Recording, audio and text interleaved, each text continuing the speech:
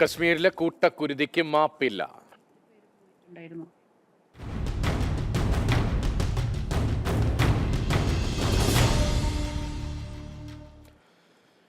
Colonel ഡിന്നി നമുക്കൊപ്പം വിശദാംശങ്ങൾ പങ്കുവയ്ക്കാൻ, ഇപ്പോഴത്തെ സാഹചര്യം പങ്കുവയ്ക്കാനായി ഒപ്പമുണ്ട്. ഒപ്പം ലാവണ്യ പഹൽഗാമിൽ നിന്നാണ് ചേരുന്നത്. ഈ സംഭവം ഉണ്ടായ സ്ഥലത്തേക്ക് ഒരു 5 മിനിറ്റ് ദൂരം മാത്രമേ ഉള്ളൂ എന്നതാണ് അല്പം മുമ്പ് സംസാരിക്കുമ്പോൾ ലാവണ്യ പറഞ്ഞത്.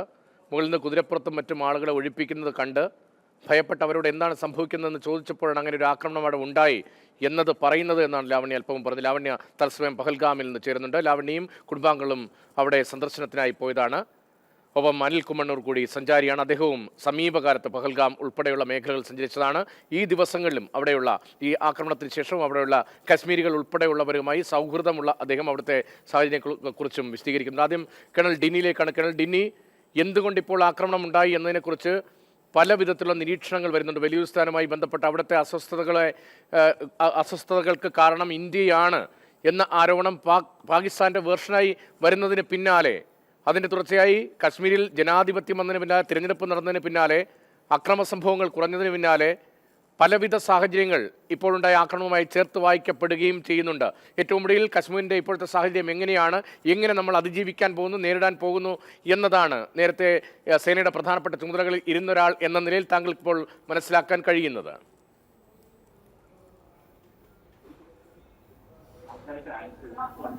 സാധാരണ രീതിയിലുള്ള ഒരു ഒരു നല്ല രീതിയിലുള്ള വികസനവും അവിടുത്തെ ആളുകൾ നല്ലൊരു ജീവിത രീതിയിലേക്ക് ഒരു മാറ്റവും, അവിടെ നടന്ന ഇലക്ഷൻ നല്ല രീതിയിലുള്ള പാർട്ടിസിപ്പേഷനും, അവിടുത്തെ ലോക്കലായിട്ടുള്ള നാഷണൽ കോൺഫറൻസിന്റെ ഗവൺമെന്റ് ഫോം ചെയ്യുകയും അവരുടെ ഭരണം മുന്നോട്ട് കൊണ്ടുപോവുകയും ചെയ്യും.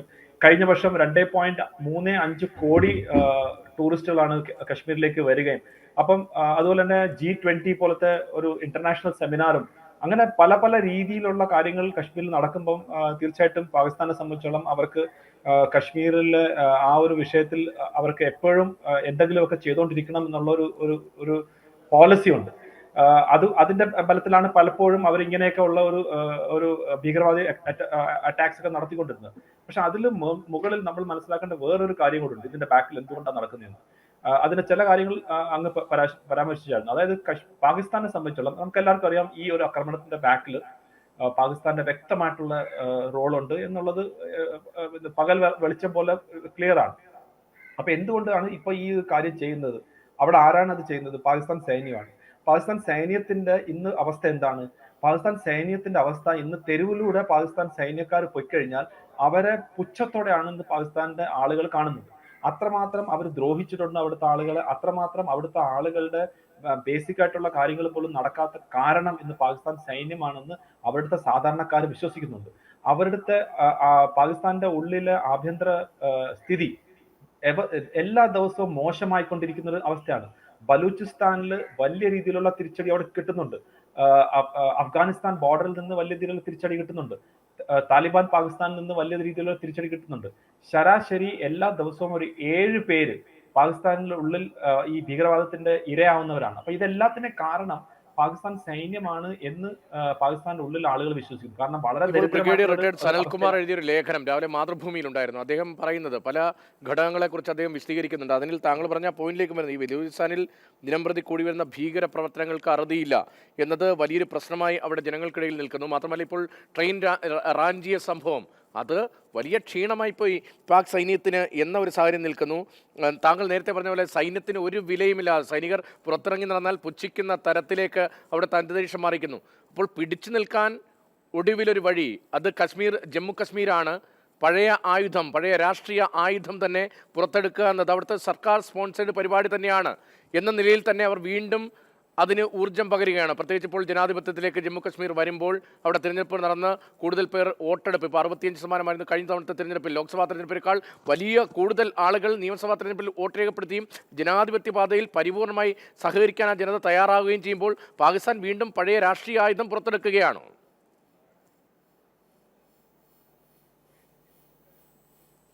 സൈക്കിൾ വരുമ്പോഴാണ് അവർക്ക് ഈ പ്രശ്നം വരുന്നത് പാകിസ്ഥാൻ സൈന്യത്തിന്. അപ്പൊ 15 വർഷം സൈക്കിൾ വരുമ്പം അവർക്ക് വീണ്ടും എന്തെങ്കിലുമൊക്കെ ഇതുപോലെ ചെയ്യും. അങ്ങനെയാണ് കാർഗിൽ യുദ്ധവും അതിന് മുൻപ് പല കാര്യങ്ങളും നമ്മൾ നോക്കുമ്പോൾ. ഇപ്പം അങ്ങനല്ല. ഇപ്പൊ ഒരു 4-5 വർഷം വരുമ്പോൾ അവർക്ക് ഇതുപോലെ എന്തെങ്കിലും ചെയ്തില്ലെങ്കിൽ അവരുടെ നിലനിൽപ്പ് നിൽക്കത്തില്ല, അല്ലെങ്കിൽ അവർക്ക് അവരുടെ പ്രസക്തി കംപ്ലീറ്റ് ആയിട്ട് പോകും എന്നുള്ള രീതിയിലേക്ക് മാറി. കാരണം ഇമ്രാൻഖാൻ പോലുള്ള ഒരു പാകിസ്ഥാന്റെ രാഷ്ട്രീയ നേതാവ് ഇന്ന് ജയിലിലാണ്. ഇമ്രാൻഖാനും പാകിസ്ഥാൻ സൈന്യവും തമ്മിലുള്ള പ്രശ്നങ്ങൾ നമുക്കറിയാം. അപ്പം ഈ ഒരു സമയത്ത് കശ്മീരിൽ വലിയ രീതിയിലുള്ള ഒരു മാറ്റം നടക്കുന്നു. അത് എല്ലാവരും കാണുന്നതാണ്. എല്ലാവരും അവിടുത്തെ ആളുകളും ഒക്കെ നമ്മൾ നേരിട്ട് കാണുന്നതും, അല്ലെങ്കിൽ വെളിയിൽ നിന്ന് ആളുകൾ വരുന്ന അവർ വരെ റിപ്പോർട്ട് ചെയ്യുന്നുണ്ട്. അപ്പൊ കശ്മീർ അവരുടെ കയ്യിൽ നിന്ന് പോകുമോ എന്നുള്ള, കംപ്ലീറ്റ് ആയിട്ട് കയ്യിൽ നിന്ന് പോകുമോ എന്നുള്ള ഒരു ഭയം. ശരി, രണ്ടാമത് ആ ഭയത്തിൽ കശ്മീരിലൂടെ നിന്നാണ് ഇത്തരം മാത്രമേ ആക്രമണങ്ങൾ ഉണ്ടാകുന്നതെന്ന് പൂർവ്വകാല ചരിത്രത്തിൽ നിന്ന് നമുക്കറിയുന്നതാണ്. അത്തരത്തിൽ തന്നെയാണ് വീണ്ടും സാഹചര്യം. ഒരു ഇടവേളയ്ക്ക് ശേഷം വീണ്ടും 2019 ശേഷമുള്ള ഏറ്റവും വലിയ ആക്രമണ നിലയിലേക്കാണ് കാര്യങ്ങൾ പോയത്.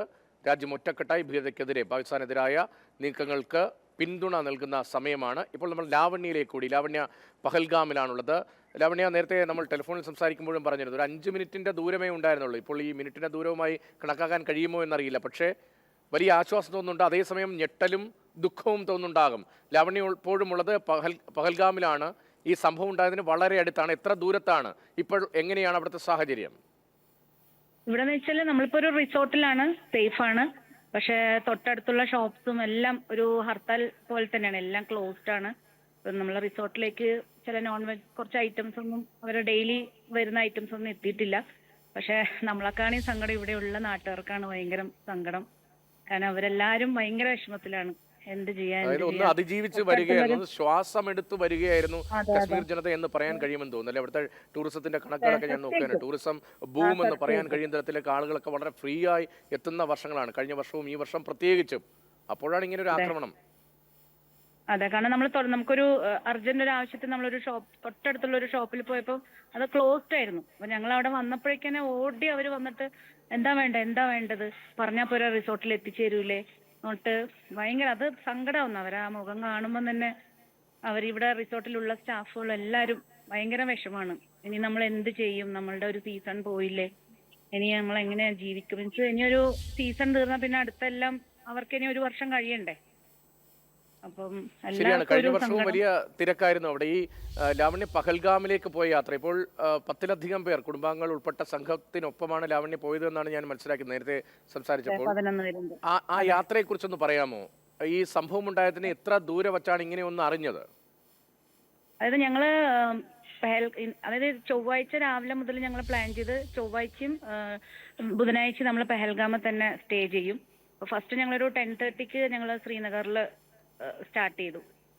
എന്നിട്ട് നമ്മൾ ഈ വാലി കയറിക്കൊണ്ടിരിക്കുവായിരുന്നു. ശരിക്കും ഒരു 5 മിനിറ്റ് ദൂരേ ഉള്ളൂ. കാരണം ഒരു 2 കിലോമീറ്റർ നിയറസ്റ്റ് ആയപ്പോൾ തന്നെ കുറെ ഞങ്ങൾ ഒരു 10-200 കുതിരകൾ ഇങ്ങനെ ഭയങ്കര പാനിക് അതായത് അവിടെ നിന്ന് വന്ന ആയിട്ട് റിപ്പോർട്ടുകൾ അനുസരിച്ച് കുതിരപ്പുറത്തോ അല്ലെങ്കിൽ ട്രക്ക് ചെയ്തോ നടന്നുമാണ് പോകാൻ കഴിയുക.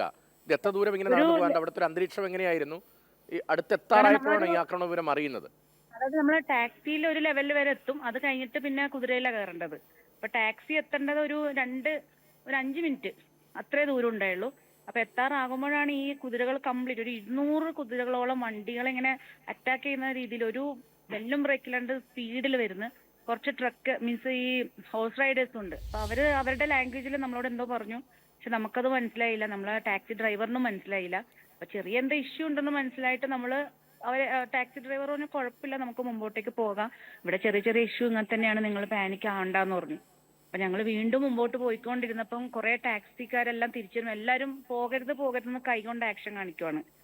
അപ്പം 3-4 പേര് വന്നപ്പോൾ നമ്മൾ പറഞ്ഞു നമുക്ക് എന്തായാലും നിർത്തിയിട്ട് എന്താന്ന് ചോദിക്കാം. ഞങ്ങൾ വിചാരിച്ചു വല്ല ലാൻഡ്സ്കേഡിങ് അങ്ങനെ എന്താന്നാ വിചാരിച്ചത്. അപ്പം അങ്ങനെ എന്തെങ്കിലും വിചാരിച്ച് നമ്മൾ നിർത്തിയിട്ട് ഒരാളോട് ചോദിച്ചു. അപ്പൊ അയാൾ പറഞ്ഞു ഇല്ല, അങ്ങോട്ട് പോകണ്ട, CRPF-ഉം ടൂറിസ്റ്റ് ആൾക്കാരായിട്ട് ചെറിയൊരു പ്രശ്നം ഉണ്ടായിട്ടുണ്ട്, ഉന്തും തള്ളും അങ്ങനെ എന്ന രീതിയിലാണ് സംസാരിച്ചത്. അതായത് CRPF-കാരാണ് അവിടുത്തെ സുരക്ഷാ ചുമതല ഉദ്യോഗസ്ഥരും അവിടെ ഉള്ള ആളുകളും തമ്മിൽ എന്തോ ഒരു തർക്കമുണ്ടായി. ആ നിലയിലെ അപ്പോഴും ഇവർക്കും വിവരം ഉണ്ടായിരുന്നുള്ളൂ അല്ലേ?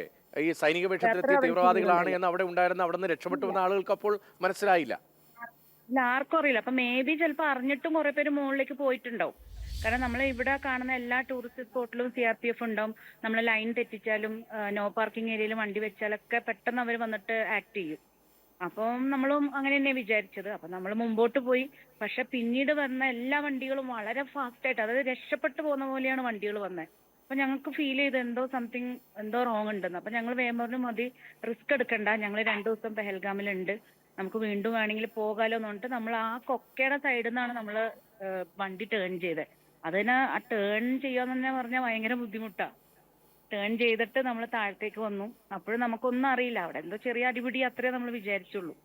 താഴത്തേക്ക് നമ്മൾ വരുന്നതിന് പിന്നെ ഫുള്ള് CRPFന്റെ ഒക്കെ വണ്ടികളും സൈറൻ അടിച്ചിട്ടാണ് പോണത്.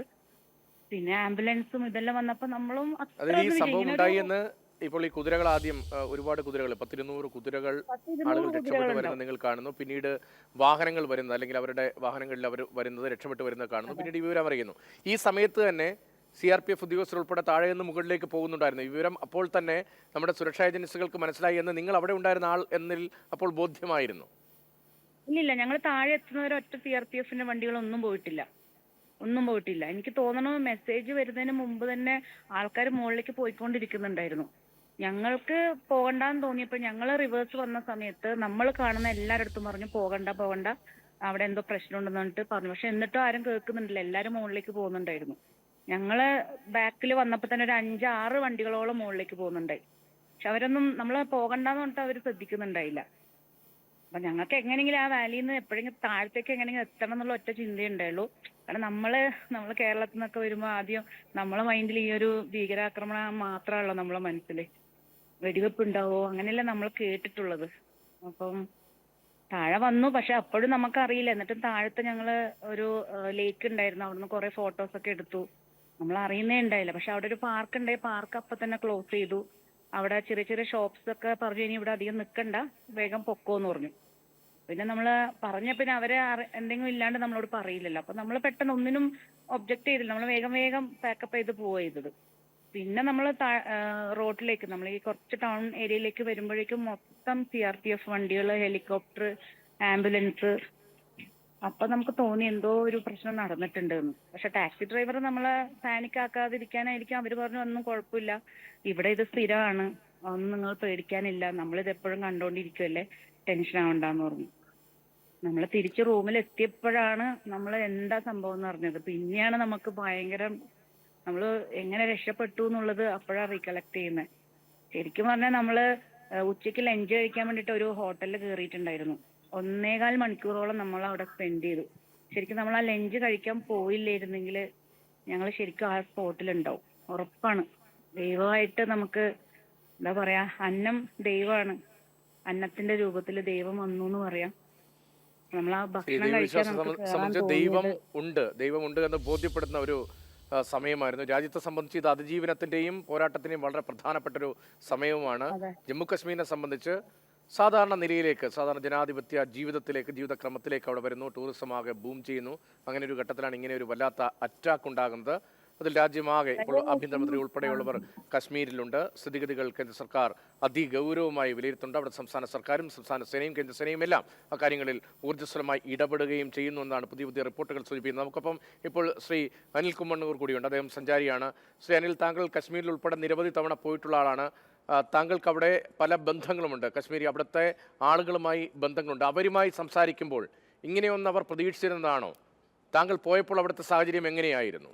ഞാൻ കഴിഞ്ഞ വർഷമായിരുന്നു ആക്ച്വലി അവസാനമായിട്ട് കാശ്മീരിൽ പോയത്. അതിന് മുൻപ് പല പ്രാവശ്യം പോയിട്ടുണ്ടെങ്കിലും അത്രയും ദിവസം ഞാൻ കാശ്മീരിൽ ചെലവഴിച്ചിരിക്കുന്നത് കഴിഞ്ഞ പ്രാവശ്യം പോയപ്പോഴായിരുന്നു. പ്രത്യേകിച്ച് പെഹൽഗാമിൽ ഇങ്ങനെ ഒരു ആക്രമണം ഉണ്ടായി എന്ന് പറയുമ്പോൾ വല്ലാത്തൊരു ഞെട്ടൽ എല്ലാവരെയും പോലെ എനിക്ക് ഉണ്ടാകുന്നു. പക്ഷേ അതിലപ്പുറം എന്നോട് തിങ്കളാഴ്ചയാണോ ഒരാൾ കാശ്മീരിൽ എവിടെ പോകേണ്ടതെന്ന് ചോദിച്ചാൽ ആദ്യം ഞാൻ പറയുന്നത് പെഹൽഗാമിൽ പോകണമെന്നായിരിക്കും പറയുന്നത്. കാരണം 2 ദിവസം താമസിക്കാൻ വേണ്ടി പെഹൽഗാമിൽ പോയ ഞാൻ 4-4.5 ദിവസം കഴിഞ്ഞിട്ടാണ് പെഹൽഗാമിൽ തിരിച്ചു വരുന്നത്. കാരണം അത്രയേറെ മനോഹരമായ സ്ഥലം, ഈ സ്ഥലത്തെക്കാട്ടിലുപരി അതുപോലെ തന്നെ അവിടുത്തെ ആൾക്കാർ, അവരുടെ പെരുമാറ്റം, അവരുടെ സ്നേഹം. എനിക്ക് തോന്നുന്നു എല്ലാ മാസവും ഒരു പ്രാവശ്യമെങ്കിലും എന്നെ പെഹൽഗാമിൽ ഞാൻ താമസിച്ച റിസോർട്ടിൻ്റെ ഓണർ, അതിലപ്പുറം അയാൾ അവിടുത്തെ മുനിസിപ്പാലിറ്റിയിലെ ജോലിക്കാരനാണ്, ഗുൽസാർ, എന്നെ വിളിക്കും, എൻ്റെ മകനെ വിളിക്കും. ഞങ്ങൾ പരസ്പരം അങ്ങനെ ബന്ധപ്പെടുകയും സംസാരിക്കുകയൊക്കെ ചെയ്യും. അപ്പോൾ അവിടുത്തെ സ്ഥിതിഗതികളൊന്നും നമ്മളൊരിക്കലും ചിന്തിക്കുന്ന രീതി ആയിരുന്നില്ല ഇന്നലെ ഉണ്ടായ സംഭവം എന്ന് പറയുന്നത്. കാരണം അത്രയേറെ മനോഹരമായ സ്ഥലം, അത്രയേറെ സാധാരണക്കാരായ മനുഷ്യർ, അവർ വളരെയധികം പ്രയാസപ്പെട്ടിട്ടാണ് അവിടുത്തെ ടൂറിസം നിലനിർത്തുന്നത്. നമ്മളിപ്പോൾ കാണുന്നൊരു ടൂറിസത്തിൻ്റെ സ്വഭാവമോ ടൂറിസ്റ്റുകളെന്ന് പറയുന്ന സ്വഭാവമോ അല്ല അവിടെ ഉള്ളത്. കാരണം അവിടെയുണ്ട് 12 മണിക്കൂർ 16 മണിക്കൂർ ഇലക്ട്രിസിറ്റി ഇല്ല. ഇതിനിടയിൽ വരുന്ന ടൂറിസ്റ്റുകളെല്ലാം അവർ വളരെ സ്നേഹത്തോടെ കേറ്റർ ചെയ്ത് അവർക്ക് വേണ്ട ചൂടുവെള്ളവും കൊടുത്ത് അവർക്ക് വേണ്ട ഭക്ഷണവും സമയാസമയങ്ങളിൽ എത്തിച്ചു കൊടുത്ത് അത്തരം നാട്ടുംപുറംകാരായ മനുഷ്യർ, ഞാനെൻ്റെ ഇത്രയേറെ യാത്രകൾക്കകത്ത് ഇത്രയേറെ എൻജോയ് ചെയ്തൊരു സ്ഥലം എന്ന് പറയുന്നത് പെഹൽഗാമായിരുന്നു. കാരണം എന്താ വെച്ചാൽ എൻ്റെ ഗ്രാമത്തിൽ നമ്മൾ നടക്കുന്ന പോലെ നമുക്ക് എവിടെയും കയറി ചെല്ലാൻ പറ്റുന്ന, എവിടെയും പോകാൻ പറ്റുന്ന, സത്യം പറഞ്ഞാൽ രാവിലെ ഈ ഞാൻ താമസിക്കുന്ന കോട്ടേജിലെ എൻ്റെ ഉടമസ്ഥനായ ഗുൽസാർ 2 ദിവസം കഴിഞ്ഞപ്പോൾ ഗുൽസാർ രാവിലെ മാർക്കറ്റിൽ പോകുമ്പോൾ അയാളുടെ ബൈക്കിൻ്റെ പുറകിലായിരുന്നു എൻ്റെ മകൻ പോയിക്കൊണ്ടിരുന്നത്. എൻ്റെ മകൻ ആക്ച്വലി ഈ മാസം അല്ല വരുന്ന മാസം അവിടെ ഒരു സോളോ ട്രിപ്പായിരുന്നു പ്ലാൻ ചെയ്യുന്നത്. കാരണം ഗുൽസാർ അതുപോലെ വിളിക്കാറുണ്ട്, ഞങ്ങൾ അങ്ങനെ ഒരു ബന്ധമുണ്ട്. ഗുൽസാർ മാത്രമല്ല, അവിടുത്തെ മുനിസിപ്പാലിറ്റിയായി ബന്ധപ്പെട്ട ഉദ്യോഗസ്ഥന്മാർ, അതുപോലെ തന്നെ ശ്രീനഗറിലുള്ള ചില NGO പ്രവർത്തകർ, അവരൊക്കെ ആയിട്ട് നമ്മൾ നല്ല ബന്ധങ്ങൾ പ്രവർത്തിക്കുന്ന മനുഷ്യന്മാർ. പക്ഷേ എനിക്ക് അത്ഭുതം തോന്നിയ കാര്യം എന്ന് പറയുന്നത്, പക്ഷേ ഈ പെഹൽഗാം തിരഞ്ഞെടുക്കുന്നു എന്ന് പറയുമ്പം ഇതേ അവസ്ഥയാണ്. പെഹൽഗാമിൽ നിന്ന് നമ്മൾ 40 കിലോമീറ്റർക്ക് അപ്പുറം യാത്ര ചെയ്യുമ്പോഴാണ് ശ്രീനഗർ എത്തുന്നത്. ഇതിന് ഇടയിലാണ് നമ്മൾക്ക് ഈ കഴിഞ്ഞ ഇടയ്ക്കുണ്ടായത്, അല്ലെങ്കിൽ കുറച്ച് നാൾ മുമ്പുണ്ടായ ഈ പറയുന്ന മറ്റേ പട്ടാളക്കാർക്കെതിരെ ഉണ്ടായിരുന്ന ആക്രമണം, ഫുൽമാമ ആക്രമണം എന്ന് പറയുന്നത്. ഫുൽമാമ എന്ന് പറയുന്നത് ഈ ഇതേ റോഡിൽ തന്നെ നമുക്ക് ചിന്തിക്കാൻ പറ്റാത്തൊരു സ്ഥലം. കാരണം നമുക്ക് തിരുവനന്തപുരത്തോ അല്ലെങ്കിൽ കേരളത്തിലെവിടെയും ഒരു സ്ട്രീറ്റിലൂടെ സഞ്ചരിക്കുന്ന പോലെ വളരെ ആൾക്കാർ താമസമുള്ള, വളരെ കടകളുള്ള ഒരു മെയിൻ റോഡിൽ, ഒരു ഹൈവേ പോലെ ഒരു റോഡിലായിരുന്നു ഈ ആക്രമണം ഉണ്ടാകുന്നത്. അവിടെ നിന്ന് കുറച്ചുകൂടെ വരുമ്പോഴാണ് നമ്മൾ ഏകദേശം ഒരു 24 കിലോമീറ്റർ കഴിയുമ്പോഴാണ് നമ്മൾ ഈ പെഹൽഗാമിൽ നിന്ന് തിരിച്ച് ഇവിടെ എത്തുക, നമ്മൾ കാശ്മീരിലെത്തുക, ശ്രീനഗറിലെത്തുക. അപ്പോൾ ഈ ഒരു റൂട്ടെന്ന് പറയുന്നത് പലപ്പോഴും ഞാൻ അത്രയേറെ ഒരു തന്ത്രപ്രധാനമായ കാര്യങ്ങൾ സംസാരിക്കേണ്ട ആളല്ല. എൻ്റെ യാത്രയിൽ ഞാൻ മനസ്സിലാക്കിയത് ഇതൊക്കെ വളരെ സാധാരണ ജനങ്ങൾ ജീവിക്കുന്ന, സാധാരണ ജനങ്ങളുടേതായ ജീവിത സാഹചര്യങ്ങളെ വല്ലാതെ ഇത് ഉലച്ചിട്ടുണ്ട്. കാരണം ഇന്ന് രാവിലെ സാധാരണ ആളുകളുമായി സംസാരിക്കുമ്പോഴൊക്കെ അക്കാര്യമാണ് താങ്കൾക്കും ബോധ്യപ്പെടുന്നത്. അവിടുത്തെ സാധാരണ ജനജീവിതം സാധാരണ നിലയിലേക്ക് എന്നത് നമ്മൾ ആവർത്തിച്ച് പ്രയോഗിക്കുന്ന ഒരു പ്രയോഗമാണ് ഈ സംഘർഷബാധ മേഖലയിൽ. അങ്ങനെ ജനജീവിതം ജമ്മു കാശ്മീരിലാകെ സാധാരണ നിലയിലേക്ക് വരുന്ന, തിരികെ എത്തുന്ന വളരെ പ്രതീക്ഷാ നിർഭരമായൊരു സമയത്താണ് ഇത്തരമൊരു ആക്രമണം ഉണ്ടായത്. അതിൻ്റെ ഞെട്ടലാണ് നമ്മൾ ഉള്ളത്. ലാവണ്യയിലേക്ക് ഒരിക്കലും, ലാവണ്യ, ഇപ്പോൾ ശ്രീ അനിൽ പറഞ്ഞത് താങ്കൾ കേട്ട് കാണുമല്ലോ. സാധാരണ ജനങ്ങൾ നല്ല നിലയിൽ ജീവിതത്തിലേക്ക് മടങ്ങി വരുന്ന ഒരു അന്തരീക്ഷമായിരുന്നു പൊതുവിൽ ജമ്മു കാശ്മീരിൽ ആകെ ഉണ്ടായിരുന്നത്. ലാവണ്യ ചെല്ലുമ്പോൾ അവിടുത്തെ ആളുകളുടെയൊക്കെ ഇടപെടൽ എങ്ങനെയായിരുന്നു? ഈ പഹൽഗാം തിരഞ്ഞെടുക്കാനുള്ള കാരണം എന്താണ്? പഹൽഗാം കണ്ടേ മടങ്ങാൻ കഴിയൂ എന്നൊരു നിർബന്ധം സാധാരണ നിലയിൽ ഈ ജമ്മു കാശ്മീരിലേക്ക് പോകുന്ന വിനോദസഞ്ചാരികൾക്കുണ്ടാകാറുണ്ട്. അത്രത്തോളം മനോഹരമായ സ്ഥലമാണ് എന്ന് വായിച്ചിട്ടും കേട്ടിട്ടുമുണ്ട്. ഈ പഹൽഗാം മേഖലയിലെ ആളുകളൊക്കെ എങ്ങനെയാണ്? ഇങ്ങനെ ഒന്ന് അവർ ശരിക്കും പ്രതീക്ഷിച്ചിരുന്നോ? അപ്രതീക്ഷിതമായിരുന്നില്ല തീർത്തും? അതെ, കാരണം വെച്ചാൽ ഞങ്ങൾ ഓൾറെഡി എല്ലാ സ്ഥലങ്ങളിലും, അതായത് സോൻമാർഗ്, ഗുൽമാർഗിൽ 2 ദിവസം ഉണ്ടായി, പെഹൽഗാമിൽ 2 ദിവസം, ഇനി ദാൽ ലേക്കിൽ 2 ദിവസം, അങ്ങനെയാണ് നമ്മൾ പ്ലാൻ ചെയ്തത്. അപ്പം വൺസല്ലേ നമ്മൾ വരുന്ന സമയത്ത് നന്നായി തൃപ്തിയായിട്ടൊന്ന് കണ്ടിട്ട് പോകാമെന്ന് വെച്ചിട്ട് തന്നെയാണ് നമ്മൾ പ്ലാൻ ചെയ്തത്. പക്ഷെ നമുക്ക് അവിടെ ശ്രീനഗർ മുതൽ തന്നെ നമുക്ക് ആൾക്കാരുടെ പെരുമാറ്റം, മറ്റുള്ള നമ്മൾ എല്ലാവരും മോശമൊന്നുമല്ല, ഒരു പ്രത്യേക ഭയങ്കര സ്നേഹമാണ്. നമ്മളെ ഒരു ബാഗ് മറന്നു വെച്ചിട്ടും അവർ തേടി പിടിച്ച് നമുക്ക് കൊണ്ടുവന്നു തന്നു. അതൊക്കെ ഭയങ്കര അത്ഭുതമായിട്ട്. അവർ പറഞ്ഞു ഇതിൻ്റെ അകത്തൊരു അഡ്രസ്സ് ഉണ്ടെങ്കിൽ ഞങ്ങൾ കൊറിയർ ചെയ്ത് തരും, ഞങ്ങൾക്ക് ചോരി താല്പര്യമില്ല. ഭയങ്കര ഇത്, കാരണം വെച്ചാൽ നമ്മൾ ഓരോ റൈഡ്സിലൊക്കെ കയറുമ്പം ജെൻസാണ് നമ്മളെ ഹെൽപ്പ് ചെയ്യുക ഈ ഹോഴ്സിന്റെ മുകളിലോട്ടൊക്കെ കയറാൻ. കാരണം അവരത്രയും സിസ്റ്റർ അത് അത്ര ഒരു കെയറാണ്. നമ്മൾക്ക് എന്തെങ്കിലും ഒരു നമ്മൾ ഈ സാധാരണ ടൂറിസ്റ്റുകൾ ഒരു വലിയൊരു എമൗണ്ട് ഇടലും അറിയാലോ, കുറച്ച് പിടിച്ചു വരട്ടെ. പക്ഷെ ഇത് അങ്ങനെയൊന്നുമില്ല, വലിയ ബാർഗെയിനിങ് നമ്മൾ ചെയ്താൽ ഓക്കെ, ഒരു കടുംപിടുത്തമില്ല ശരിക്കും പറഞ്ഞാല്. അപ്പൊ ഇപ്പം നമുക്ക് നല്ലൊരു, ഇപ്പൊ നമ്മൾ റിസോർട്ടിൽ നിൽക്കുമ്പോൾ ഇവര് ഭയങ്കര സപ്പോർട്ടാണ്. ഒന്നും കൊണ്ട് പേടിക്കണ്ട, നിങ്ങൾ ഈ റിസോർട്ടിലുള്ള അവിടുത്തെ ആളുകൾ തന്നെയല്ലേ, അവിടുത്തെ ജീവനക്കാരെല്ലാം അവിടുത്തെ ആളുകൾ തന്നെയല്ലേ? അവരൊക്കെ പറയുന്നത് എന്താണ്? അവരിങ്ങനെ ഒരു ആക്രമണം ഉണ്ടാകുമ്പോൾ അവർ നിങ്ങളോട് പറയുന്നത് എന്താണ്? അവര് പറയുന്നത് വെച്ചാൽ ഞങ്ങൾ കഷ്ടപ്പെട്ടിട്ട് നല്ല പേര് ഉണ്ടാക്കിക്കൊണ്ടിരിക്കുകയാണ്. നമ്മൾ ഓരോ ടൂറിസ്റ്റ്, നമ്മൾ ഒരാളെ കൊണ്ടുപോലും മോശം അറിയിപ്പിക്കില്ല, അത്ര നമ്മൾ പെർഫെക്റ്റ് ആയിട്ട് പോയിക്കൊണ്ടിരിക്കുകയാണ്. കാരണം നമ്മളെ ജീവിത മാർഗ്ഗമാണിത്. കാരണം വർഷത്തിൽ നമുക്ക് കിട്ടുന്ന ഒരു 3-4 മാസമാണ്. ഇനിയിപ്പോ ആരും വരില്ല. ഇന്ന് തന്നെ ഇപ്പൊ റിസോർട്ടിൽ 10-20 പേര് എല്ലാം ഇത് ചെയ്തു, ക്യാൻസൽ ചെയ്തു. അപ്പൊ അവര് പറഞ്ഞാൽ നമ്മളൊരു 10-30 സ്റ്റാഫിന് എക്സ്ട്രാ എടുത്തിട്ടുണ്ട്, മീൻസ് റെന്റില് ടാക്സി എടുത്തു. അപ്പൊ അടുത്ത മാസം സത്യം പറഞ്ഞാൽ നമ്മൾ എങ്ങനെ EMI അടക്കും, നമ്മളെന്താ മരിക്കണോ, ഇനി ഞങ്ങൾ എന്ത് ചെയ്യും, കണ്ണ് നിറഞ്ഞാ അവര് സംസാരിക്കുന്നത്. നമ്മളെല്ലാം ഇതെല്ലാരും ഇങ്ങനെ കയ്യും കെട്ടി ഇങ്ങനെ ഭയങ്കര ഒരു സങ്കടാവസ്ഥയിലാണ് നിൽക്കുന്നത്. ആകെ നമ്മൾ മാത്രമേ ഇവിടെ ഉള്ളൂ, എന്താ വേണ്ടത്. അപ്പൊ അവരെ ആ ഒരു ഇത് കാണുമ്പോൾ നമുക്ക് സത്യം പറഞ്ഞാൽ. നിങ്ങളുടെ സംഘത്തിൽ എത്ര പേരാണുള്ളത്? ഞാൻ മനസ്സിലാക്കുന്ന ലാവണ്യ കണ്ണൂരിൽ നിന്നാണ് പോയത്. എല്ലാവരും കണ്ണൂർ സ്വദേശികളാണോ? എല്ലാവരും ബന്ധുക്കളാണോ? എത്ര പേർ ഈ സംഘത്തിലുണ്ട്? മറ്റാരും ഈ റിസോർട്ടിൽ ഇല്ലേ? അല്ല, ഇപ്പം ഞങ്ങള് മൊത്തം 11 പേരാണ്. ഞാൻ, ഹസ്ബൻഡ്, 3 മക്കള്, പിന്നെ ഹസ്ബൻഡിന്റെ അച്ഛൻ, അമ്മ, പിന്നെ കസിൻ സിസ്റ്റർ, അവരെ ഹസ്ബൻഡ്, 2 മക്കള്. അവരെല്ലാം എറണാകുളത്ത്. ഞങ്ങള് പ്രോപ്പർ എറണാകുളമാണ്, കണ്ണൂർ വന്ന് സെറ്റിൽ ആയതാണ്. ഞങ്ങൾ കണ്ണൂരിൽ നിന്ന് എറണാകുളം നെടുമ്പാശ്ശേരി വഴിയാണ് പോയത്. 11 പേര്. നമ്മളെ ഫാമിലി ട്രിപ്പ് പ്ലസ് എൻ്റെ ഒരു ഒഫീഷ്യൽ ട്രിപ്പും കൂടി ആയിരുന്നു. കാരണം ഞങ്ങൾക്കൊരു ടെക്സ്റ്റൈൽ ഷോപ്പ് ഉണ്ട്. അപ്പം ഇവിടുന്ന് കാശ്മീരിൽ നിന്ന് ഐറ്റംസ് വരാറുണ്ട്. അപ്പൊ ശരി, കശ്മീരുമായി പെഹൽഗാമില് ബന്ധപ്പെട്ട അത്തരം ടെക്സ്റ്റൈൽ സാധനങ്ങൾക്കൊക്കെ വലിയ പേരുകേട്ട സ്ഥലമാണ്. അവരുടേതായ ട്രഡീഷണൽ ഉൽപ്പന്നങ്ങൾ, കാശ്മീർ ഉൽപ്പന്നങ്ങൾ എന്ന നിലയിൽ നമ്മുടെ നാട്ടിൽ പലപ്പോഴും വരാറുമുണ്ട്. മറ്റ് സഞ്ചാരികളെ കുറിച്ച് എന്തെങ്കിലും വിവരം ലഭിക്കുന്നുണ്ടോ? ഈ റിസോർട്ടിൽ മറ്റ് മലയാളികളോ അല്ലെങ്കിൽ മറ്റ് സ്റ്റേറ്റിലെ ആളുകളോ അവിടെ ഉണ്ടോ? മറ്റ് സഞ്ചാരികളുണ്ടോ? മറ്റിടങ്ങളിൽ സമീപത്തെ ഇടങ്ങളിലേക്ക് സാഹചര്യം എന്താണ് എന്ന് മനസ്സിലാകുന്നുണ്ടോ? പകൽ പുറത്തേക്ക് ഇറങ്ങാൻ കഴിഞ്ഞിരുന്നോ? കാരണം ഞാനിപ്പോ ഇവിടെ നിൽക്കുന്നത് ഇതിന്റെ ഈ റിസോർട്ടിന്റെ മുറ്റത്താണ്. ഇതിന്റെ ഇവര് ഭയങ്കര സേഫ്റ്റി, ഇവര് ഗേറ്റുകളെല്ലാം ക്ലോസ് ആക്കി വെക്കുവാണ്. പിന്നെ പുറത്തൊന്നും ആരുമില്ല. ഇവിടത്തേക്ക് വരേണ്ട ചില അത്യാവശ്യ സാധനങ്ങളൊക്കെ ഇന്ന് സപ്ലൈ നടത്തിയിട്ടില്ല. ഇത് ഞങ്ങളെ റിസോർട്ടിൽ ഉള്ളത് എല്ലാം 3-4 തമിഴ് ഫാമിലീസ് ഉണ്ട്, കർണാടകയുണ്ട്, ഹൈദരാബാദും ഉണ്ട്. അവരെല്ലാരും ഇന്ന് വെക്കേറ്റ് ചെയ്ത് പോയി. ശരി, പിന്നെ വളരെ നമ്മള് വേഗത്തിൽ നമുക്ക് ശരി, വളരെ വേഗത്തിൽ നമുക്ക് തിരികെ എത്താം. സാധാരണ നിലയിലേക്ക് എത്താൻ ഇനി എത്ര സമയം എടുക്കുമെന്നൊക്കെയാണ് നമ്മൾ കാത്തിരിക്കുന്നത്. അതെല്ലാം ഭീകരവാദത്തിനെതിരായ വലിയ ചെറുത്തുനിൽപ്പിൽ തന്നെയാണ് രാജ്യം. ആദ്യം ഒരു ഞെട്ടൽ, പക്ഷേ വലിയ ചെറുത്തുനിൽപ്പോടുകൂടി മുന്നോട്ട് പോകും എന്ന പ്രഖ്യാപനമാണ് കേന്ദ്ര സർക്കാർ ഉൾപ്പെടെയുള്ളവരുടെ ഭാഗത്ത് നിന്ന് ഉണ്ടാകുന്നത്. കശ്മീരിലെ കൂട്ടക്കുരുതിക്ക് മാപ്പിള കേണൽ ഡിന്നി, റിട്ടയർഡ് കേണൽ ഡിന്നി നമുക്കൊപ്പം തുടർന്നൊപ്പം ലാവണ്യ സഞ്ചാരി ഇപ്പോൾ പഹൽഗാമിലാണ്. ലാവണ്യയ്ക്കൊപ്പം കുടുംബാംഗങ്ങൾ ഉൾപ്പെടെയുള്ള 11 പേർ അവിടെയുണ്ട്. അനിൽകുമാർ സഞ്ചാരി നമുക്കൊപ്പം തുടരുകയാണ്. കേണൽ, റിട്ടയർഡ് കേണൽ ഡിന്നിയിലേക്ക്. ഡിന്നി, ഇപ്പോൾ ഘർമേ കുസ്കേ മാരേക, നിങ്ങൾ വീട്ടിൽ വന്ന് തല്ലിയാൽ, വീട്ടിൽ വന്ന് ആക്രമിച്ചാൽ ഞങ്ങളും തല്ലും എന്ന സന്ദേശമാണ് എന്ന് ലഫ്റ്റനന്റ് ജനറൽ റിട്ടയർഡ് ചെറിറ്റ് മാസൻ്റേതായി ഒരു ലേഖനം ഇന്ന് വന്നു. ഈ ബലൂചിസ്ഥാൻ അടക്കമുള്ള സാഹചര്യമാണോ, അതോ ഈ ജമ്മു കശ്മീരിലെ ടൂറിസം മേഖലയുണ്ടായ വലിയ ഉണർവാണോ, ജനാധിപത്യ പാതയിലേക്ക് വന്ന സാഹചര്യമാണോ, എന്താണ് അവരെ ചൊടിപ്പിക്കുന്നത് എന്നൊരു ചോദ്യമുണ്ടല്ലോ? അതെ, തീർച്ചയായിട്ടും അത് തന്നെയാണ് രതീഷ് ഞാൻ നേരത്തെ പറഞ്ഞത്. അതായത് പല കാര്യങ്ങളുണ്ട് അതിനകത്ത്. ഒരു ഒറ്റ കാരണം കൊണ്ട് മാത്രമല്ല അവരിപ്പോൾ ചെയ്തത്. അത് പാകിസ്ഥാൻ സൈന്യത്തിന്റെ അവരുടെ പ്രസക്തിക്ക് വേണ്ടിയുള്ള ഒരു ശ്രമമാണ്. കശ്മീരിലെ ഈ ഒരു അവസ്ഥ, അതായത് അവിടെ വികസനം വരുന്നു, അവിടെ ടൂറിസ്റ്റുകൾ വരുന്നു, അവിടെ സമാധാനം വരുന്നു, അവിടെ എലക്ഷൻസ് നടക്കുന്നു. എലക്ഷൻസിൽ നല്ല രീതിയിലുള്ള പാർട്ടിസിപ്പേഷൻ ആളുകളുടെ ഇടയ്ക്ക് നടക്കുന്നു. ആളുകൾ തന്നെ തെരഞ്ഞെടുത്ത് അവിടുത്തെ തന്നെ ഒരു ലോക്കൽ ഗവൺമെന്റ്, നാഷണൽ കോൺഫറൻസിന്റെ അവിടെ ഗവൺമെന്റ് ഫോം ആവുന്നു.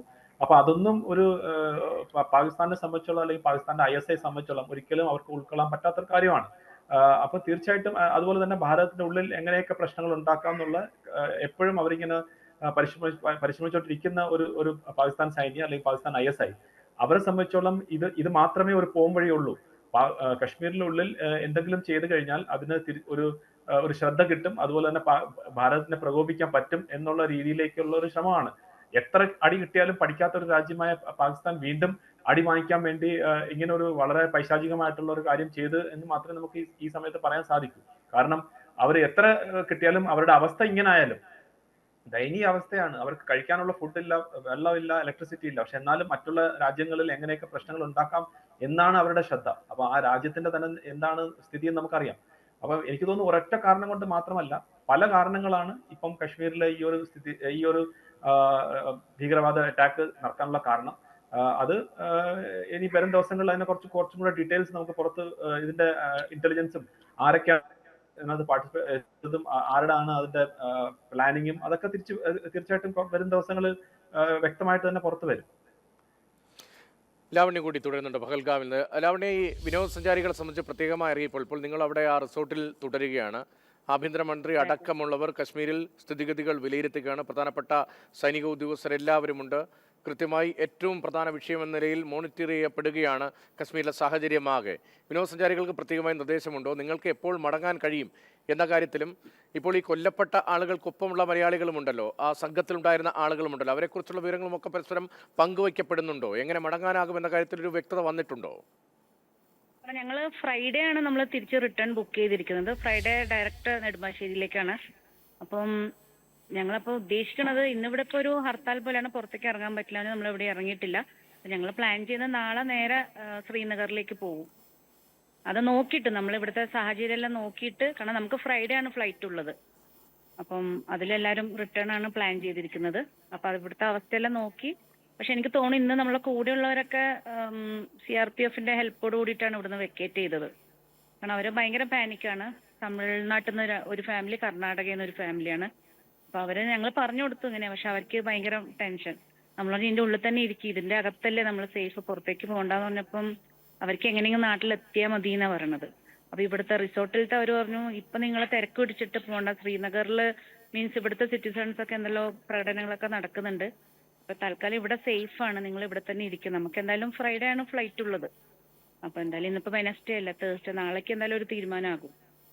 ഇപ്പോൾ സംസ്ഥാന സർക്കാർ ഉൾപ്പെടെ ഉദ്യോഗസ്ഥലത്തിൽ വലിയ തോതിൽ ഇന്നലെ മലയാളികൾ ആരെങ്കിലും ഉൾപ്പെട്ടിട്ടുണ്ടോ എന്ന പരിശോധനകളും അന്വേഷണങ്ങളും ഒക്കെ നടത്തുന്നുണ്ടായിരുന്നു. നോർക്ക പ്രത്യേകമായി സംവിധാനങ്ങൾ ഏർപ്പെടുത്തിയിട്ടുണ്ടായിരുന്നു. ഈ തിരിച്ചുവരവുമായി ബന്ധപ്പെട്ട അത്തരം ഏകോപനങ്ങൾ നിങ്ങൾക്ക് നേരിൽ അറിയാൻ കഴിഞ്ഞിട്ടുണ്ടോ? അത്തരം ഏകോപനമുണ്ടോ?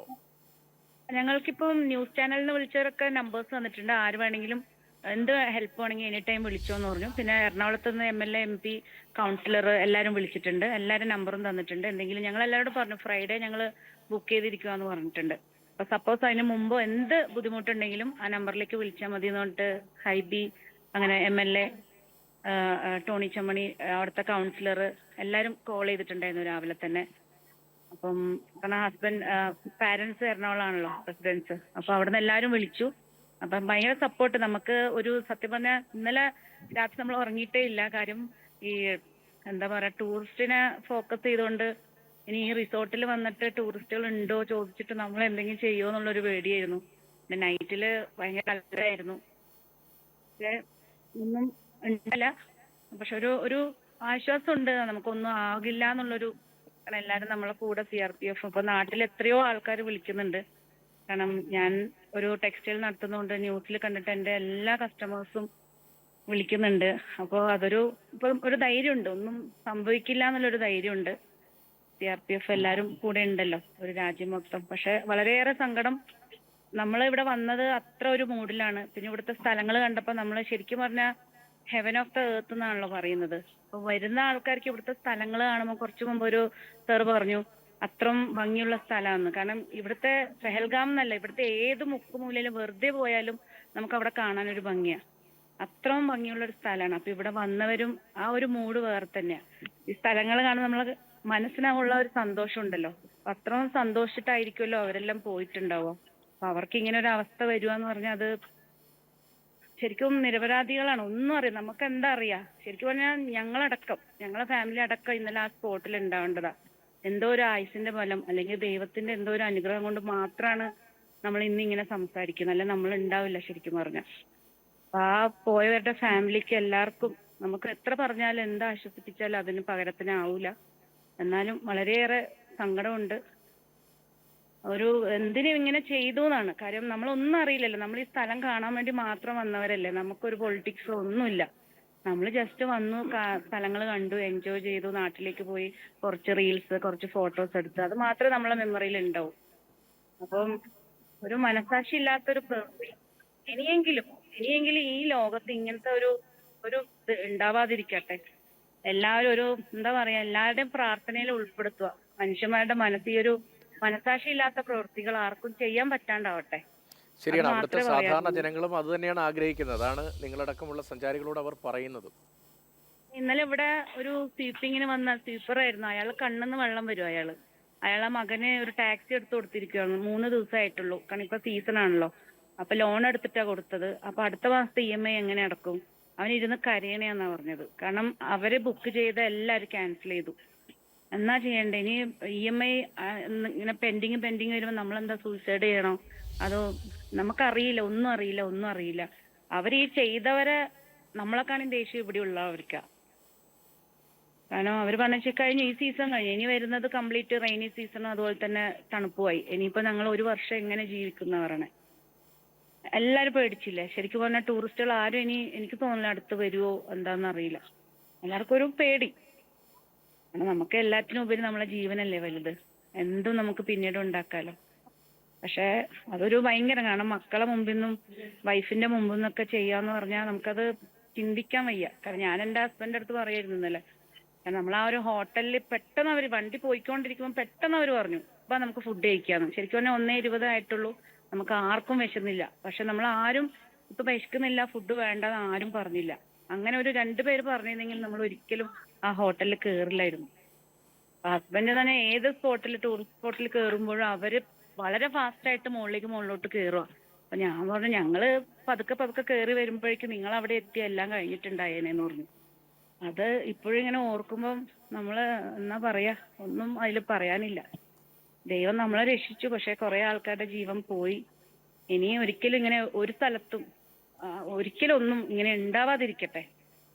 കാര്യം എന്താ കിട്ടിയത്? കാര്യം ആ പോയവരുടെ ഫാമിലിക്കും അവർക്ക് ആ ഉറ്റവർക്ക് പോയില്ല, ബാക്കി ആർക്കാ നഷ്ടം?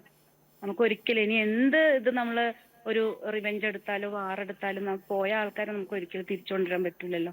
നഷ്ടം നഷ്ടം തന്നെയല്ലേ. ഇതെപ്പോഴാ എല്ലാരും മനസ്സിലാക്കണേന്ന് അറിയില്ല. കാരണം ഇതിനെതിരെ അടുത്ത ആൾക്കാർ പോകും, അതിനെതിരെ അടുത്ത ആൾ വരും. ഇതിനൊരു അന്ത്യം വേണ്ട എന്തായാലും. ശരിയാണ്, അന്ത്യമാണ് വേണ്ടത്. ഭീകരവാദത്തിന്റെ വേരറുക്കുകയാണ് വേണ്ടത്. അത് തന്നെയാണ് നമ്മളെല്ലാവരും ഒത്തൊരുമിച്ച് ഒരു വിഭാഗീയതയും ഇല്ലാതെ എല്ലാവരും ഒരുമിച്ച് മുന്നോട്ട് പോകേണ്ട ഘട്ടം തന്നെയാണ്.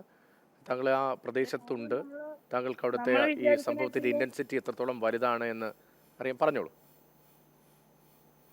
കാരണം ഇവിടെ ഈ ഗേറ്റ് ഒക്കെ ക്ലോസ്ഡ് ആണ്, ഫുള്ള് ക്ലോസ്ഡാ. പക്ഷെ നമുക്ക് ഈ ഗേറ്റിന്റെ മുമ്പിലൂടെ ആരെങ്കിലും പോയാൽ നമുക്ക് പേടിയാ, അവരായിരിക്കുമോ? കാരണം എല്ലാരും താടിയൊക്കെ വെച്ച് ഇങ്ങനെ കവർ ചെയ്തിട്ടല്ലേ നടക്കുക. അപ്പൊ ആരെ കണ്ടാലും നമുക്ക് പേടിയാ. അപ്പൊ ഞാൻ ഇപ്പൊ ഈ റിസോർട്ടിലുള്ളവരുടെ ഒക്കെ ഇനി അതിൽ പരിചയമില്ലാത്ത ആര് വന്നാലും നമ്മള് ഡോറ് തുറക്കുക ഒന്നും ചെയ്യണ്ട.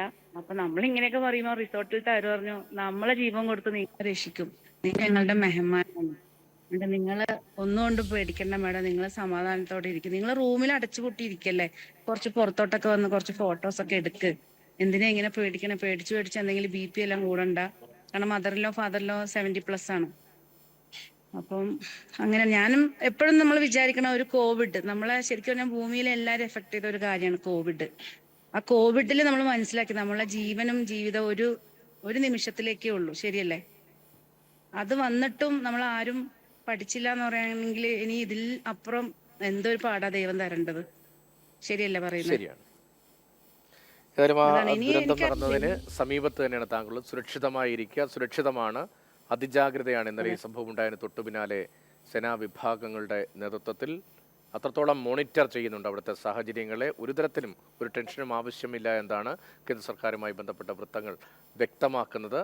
ശ്രീ അനിൽകുമണ്ണൂർ, നേരത്തെ അവിടുത്തെ ഇപ്പോഴത്തെ സാഹചര്യമാണ് ലാവണ്യ വിശദീകരിച്ചത്. എത്രത്തോളം ശ്വാസം മുട്ടിയാണ് അവിടെ കഴിയുന്നത് എന്ന്, എത്രത്തോളം ഭയപ്പാടുണ്ട് എന്ന്. പക്ഷേ ഭയപ്പാടിൻ്റെ ആവശ്യമില്ല, അതിജാഗ്രതയിൽ തന്നെയാണ് രാജ്യമാകെയുള്ളത്. ജമ്മു കാശ്മീരിൽ പ്രത്യേകമായും സ്ഥലങ്ങളുടെയും സർക്കാർ സംവിധാനങ്ങളുടെയും ഒക്കെ സുരക്ഷാ ക്രമീകരണങ്ങൾ കൂടുതൽ ശക്തമാക്കിയിരിക്കുകയാണ് ഈ സംഭവത്തിന് പിന്നാലെ. ഈ പഹൽഗാം എന്തുകൊണ്ട് ഇത്രയധികം തിരഞ്ഞെടുക്കപ്പെടുന്നുണ്ട് വിനോദസഞ്ചാരികൾ? പഹൽഗാം കാണാതെ കശ്മീർ കണ്ട് മടങ്ങാൻ കഴിയില്ല എന്നതാണോ? ആക്ച്വലി പഹൽഗാം എന്ന് പറയുന്നത് വളരെ കാം ആൻഡ് ക്വയറ്റായിട്ടുള്ളൊരു ഗ്രാമമാണത്. നമ്മളിപ്പോൾ ഈ ഇഷ്യൂ ഉണ്ടായ അല്ലെങ്കിൽ ആക്രമണം ഉണ്ടായ ബേസാൻ വാലി എന്ന് പറയുന്ന സ്ഥലം എന്ന് പറയുന്നത്, ഞാൻ അവിടെ പോകുമ്പം എൻ്റെ കൂടെയുള്ള 2 സുഹൃത്തുക്കളും കാശ്മീരികളാണ്. എൻ്റെ ഫാമിലി ഉണ്ട്, മോനുണ്ട്.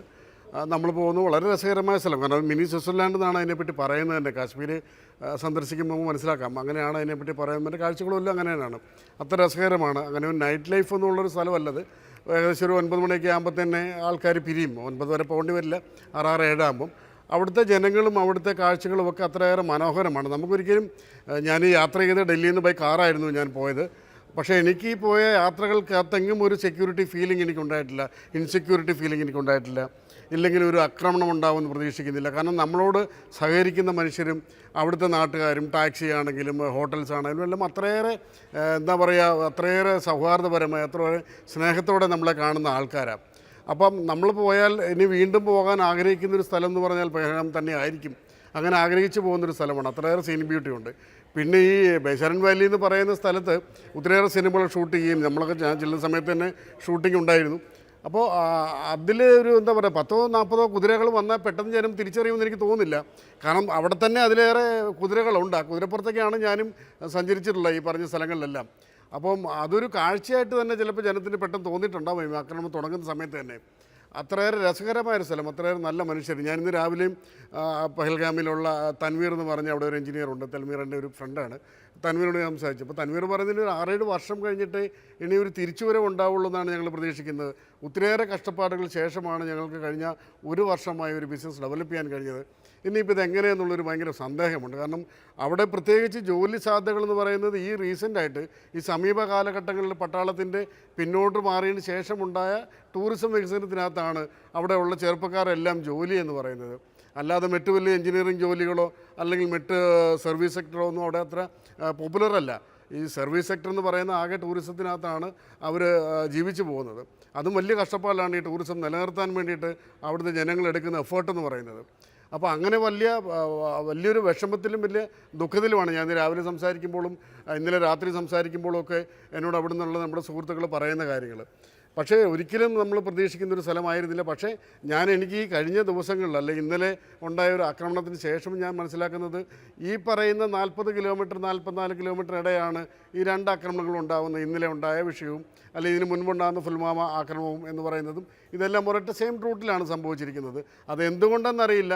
പക്ഷേ അവിടുത്തെ ജനങ്ങൾ ഇതിനൊന്നും പാത്രമായ മനുഷ്യരല്ല, അത്ര ശുദ്ധരായ. അപ്പോൾ എനിക്കുണ്ടായ ഒരു ഫീലിംഗ് തന്നെ എൻ്റെ നാട്ടിൽ ഒരു ആക്രമണം ഉണ്ടായി എന്നാണ്. മനുഷ്യരാണ്. കേണൽ ഡിന്നി, ഇപ്പോൾ നേരത്തെ ഇദ്ദേഹം പറഞ്ഞ പോലെ 2019 പുൽവാമ ആക്രമണം, ആ ആക്രമണത്തിന് ശേഷം കാര്യമായ ആക്രമണങ്ങൾ അങ്ങനെ തലപൊക്കാൻ കഴിഞ്ഞിരുന്നില്ല. പക്ഷേയും ആക്രമണങ്ങൾ ഉണ്ടായിരുന്നു. ഇപ്പോൾ 2020 ഏപ്രിൽ 1 എന്ന് തോന്നുന്നു ഈ TRF എന്ന് പറയുന്ന ഇപ്പോൾ ആക്രമണത്തിൻ്റെ ഉത്തരവാദിത്തം ഏറ്റെടുത്തിരിക്കുന്ന സംഘടന നിയന്ത്രണരേഖയ്ക്ക് സമീപം അറ്റാക്ക് ചെയ്യുന്നു. ആക്രമണത്തിൽ 5 പാരാമിലിറ്ററി കമാൻഡോകൾക്ക് ജീവൻ നഷ്ടമാകുന്നു, 5 ഭീകരവാദികളെ നമ്മൾ വധിക്കുന്നു. അങ്ങനെ ചില സംഭവങ്ങളുണ്ടായിരുന്നു. ഈ കഴിഞ്ഞ വർഷങ്ങളിലൊക്കെ അതിൻ്റെ ഡേറ്റ പരിശോധിച്ചാൽ അങ്ങനെ ചില സംഭവങ്ങളുണ്ടായിരുന്നു. പക്ഷേ 2019 ശേഷം 18 ശേഷം അങ്ങനെ കാര്യമായി തലപൊക്കാൻ കഴിയാതിരുന്ന ഈ സംഘടന അവർ പതുക്കെ അവിടെ വേരുറപ്പിക്കുന്നുണ്ടോ, അല്ലെങ്കിൽ പഴയ സാഹചര്യത്തിലേക്ക് പോകാൻ കഴിയുമോ എന്നൊരു പരീക്ഷണമാണോ അവർ നടത്തുന്നത്? ഇല്ല, അങ്ങനെ വേര് ഉറപ്പിക്കുകയോ അല്ലെങ്കിൽ പഴയ രീതിയിലേക്ക് പോകാൻ ശ്രമിക്കുകയോ അങ്ങനെയുള്ള ആൾക്കാരല്ല. ഇതൊരു ഡെസ്പറേറ്റ് അറ്റാക്കാണ്. അതായത് അത് ഞാൻ പറയുന്നത് അവിടുത്തെ ഈ കഴിഞ്ഞ വർഷവും കഴിഞ്ഞ വർഷത്തിന്റെയൊക്കെ കണക്ക് വെച്ച് തന്നെയാണ്. അതായത് ഒന്ന്, അവിടെ ഈ ലോക്കൽ ടെററിസ്റ്റ് അല്ലെങ്കിൽ ലോക്കലായിട്ട് ഇവരെ ഹെൽപ്പ് ചെയ്യാൻ പറ്റുന്ന ആളുകൾ വളരെ കുറവായിക്കൊണ്ടിരിക്കുകയാണ്. കാരണം ഈ യുവാക്കൾ പണ്ട് ഒരു ജോലിയും ഒന്നും ഇല്ലാത്തവർക്ക് ഇപ്പം ധാരാളം ഇതുപോലത്തെ ടൂറിസം റിലേറ്റഡ് ആയിട്ടുള്ള മറ്റു കാര്യങ്ങളൊക്കെ അവർക്ക് ഒരു ജീവിത മാർഗം കിട്ടുന്നുണ്ട്. അവർ ഈ ഒരു രീതിയിലേക്ക് പോകുന്നില്ല. അതുകൊണ്ട് അങ്ങനെ ധാരാളം ഇവർക്ക് പണ്ട് ഈസി ആയിട്ട് ഓപ്പറേറ്റ് ചെയ്യാൻ പറ്റുന്ന പല ഏരിയാസിൽ ഇപ്പൊ അത്രയ്ക്ക് ചെയ്യാൻ പറ്റുന്നില്ല. അപ്പൊ ഇവരെ സംബന്ധിച്ചോളം ഇവർക്ക് എങ്ങനെയെങ്കിലും ഈ കശ്മീരിലെ ടൂറിസം ഇല്ലാതാക്കണം, കശ്മീരിനെ പഴയ രീതിയിലേക്ക് കൊണ്ടുവരാനുള്ള ശ്രമം. അപ്പൊ അതിന്റെ ഒരു ശ്രമമായിട്ടാണ് അവരിപ്പോ ചെയ്തത്. പക്ഷെ അതുകൊണ്ട് അവർക്ക് ആ കംപ്ലീറ്റ് ഏരിയയിൽ ഒരു ഡോമിനൻസ് കിട്ടുന്നു എന്നൊന്നുമല്ല.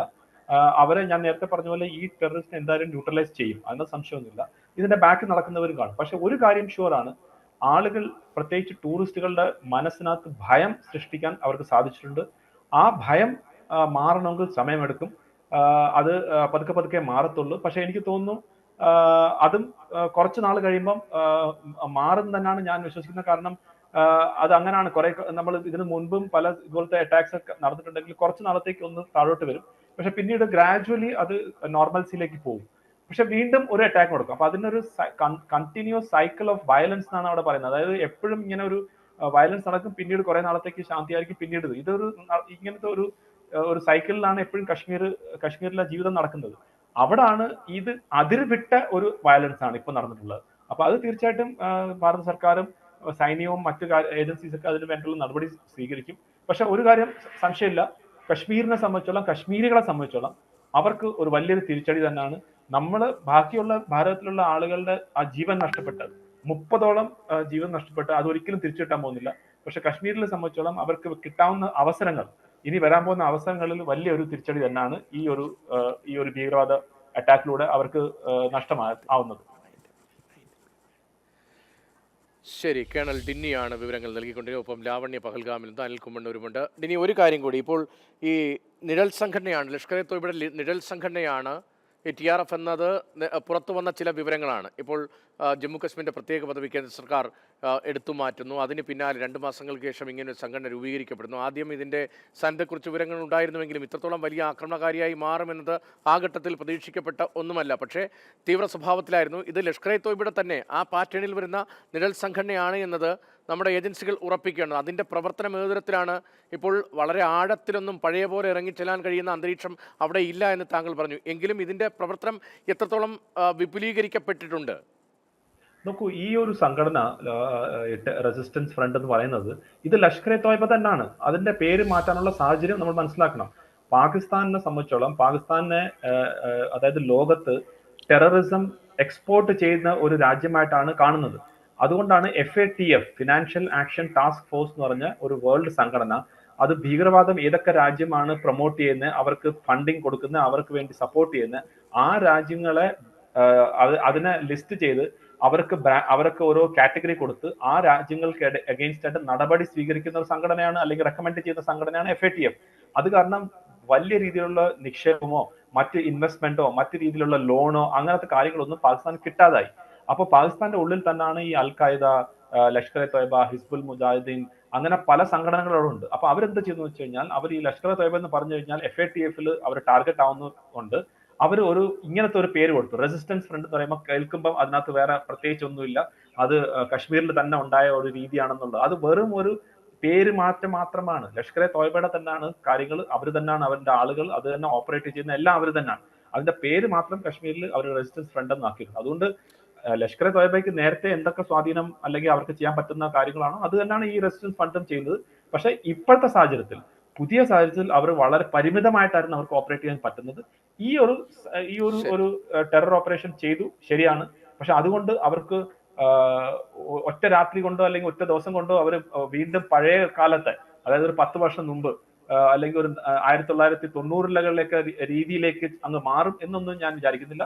ശരി, അത് തന്നെയാണ് വലിയ ആശ്വാസകരമായ കാര്യം. പഴയ കണക്കും ഇപ്പോഴത്തെ കണക്കുമൊക്കെ താരതമ്യം ചെയ്യുമ്പോൾ, തട്ടിച്ചു നോക്കുമ്പോഴാണ് എത്രത്തോളം അവിടുത്തെ ഭീകരവാദം, തീവ്രവാദം, ആക്രമണങ്ങൾ കുറഞ്ഞിട്ടുണ്ട്, സാധാരണ ജനങ്ങൾ മരിക്കുന്നതിൻ്റെ എണ്ണത്തിലെ കുറവ്, സൈനികർ മരിക്കുന്നതിലെ എണ്ണത്തിലെ കുറവ് ഒക്കെ വ്യക്തമാകുന്നത്. അങ്ങനെ ശാന്തമായ ഒരു അന്തരീക്ഷത്തിലൂടെ ഒരു പുതിയ തലത്തിലേക്ക് ജമ്മു കാശ്മീർ വരുന്നതിന് ഇടയിലാണ് ഇത്തരമൊരു ആക്രമണം ഉണ്ടായത് എന്നാണ് ഞെട്ടിക്കുന്നത്. നന്ദി കേണൽ ഡിന്നി, ലാവണ്യ, പഹൽഗാമിൽ നിന്ന്, ഒപ്പം അനിൽകുമാർ, ഇത്രയും കാര്യങ്ങൾ വിശദീകരിച്ചെന്ന്. ഇനി